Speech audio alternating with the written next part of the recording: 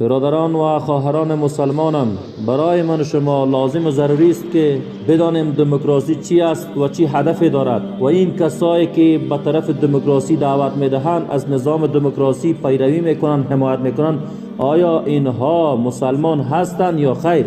به صورت مختصر براتان میگم که سرتان باز شود. دموکراسی به معنی این است که حکم از آن ملت است، اما به صراحت الله متعال اعلان میکند که ان الحکم الا لله، حکم نیست مگر از آن الله متعال. اما در دموکراسی حاکمیت از آن الله نیست، به صورت مطلق حاکمیت از آن ملت است. یعنی ملت است که تعیین میکنند که زنا چی حکمش است، شراب چی حکمش است، به اصطلاح سرقت چی حکم داره. همه احکام فقط از آن ملت است. ملت حکم میکند، نه الله و رسولش. پس بنابراین دموکراسی یک نظام کفری است